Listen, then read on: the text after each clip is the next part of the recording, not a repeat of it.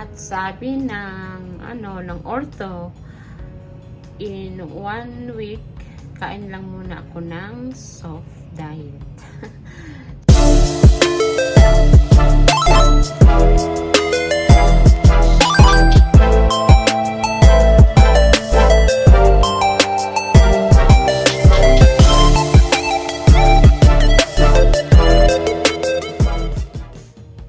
Hi guys! Good afternoon dito sa Canada. It's 12:29.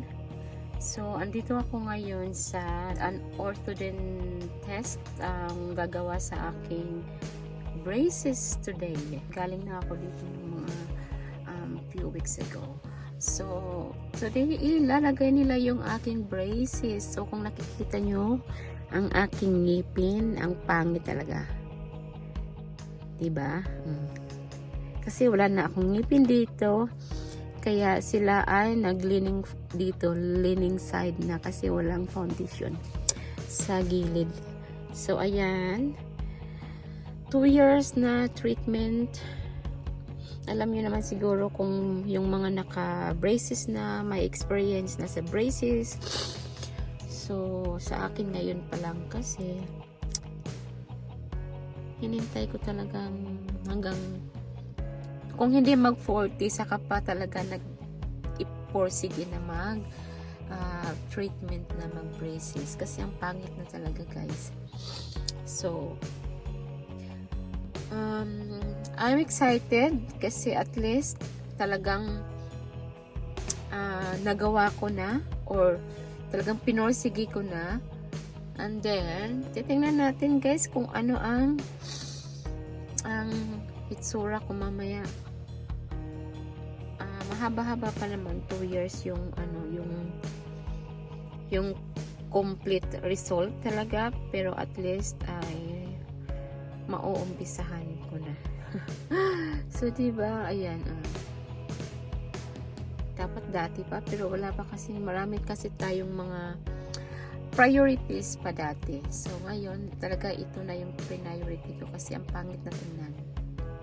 Alright guys, ako ay pupunta na sa loob ng clinic at mag-waiting na lang ako doon sa aking time.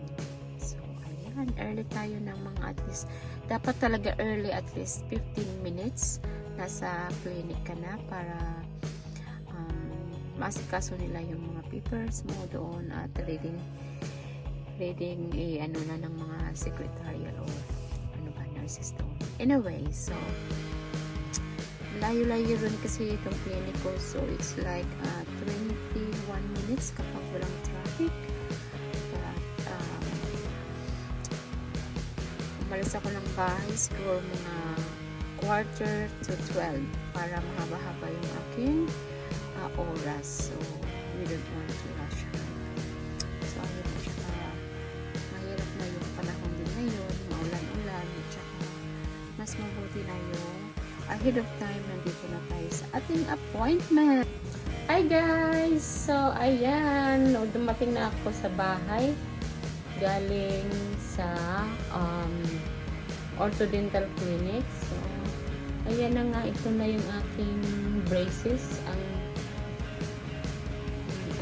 word magsalita. Anyway, normal lang talaga pag ganito, diba? So, ito na nga yung aking braces, guys. It will be 2-year treatment. So, ito yun siya. Diba?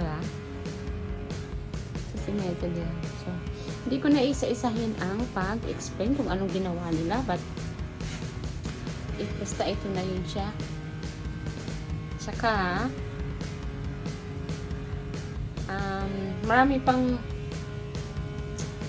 pang proseso ang gagawin nila kasi 2-year treatment na. So, hindi pa ito. Simula pa lang ito. At after 4 hours, 45 hours, sasakit na daw yung aking mouth kasi yan, mag-effect na. At sabi ng ng ortho. In 1 week, kain lang muna ako ng soft diet. Soft food lang muna tayo, guys. O, diba? Tiis-tiis ganda. Kasi ganun talaga ang real talk. Anyway, so yun lang muna, guys. At mag-update lang ako sa through my journey.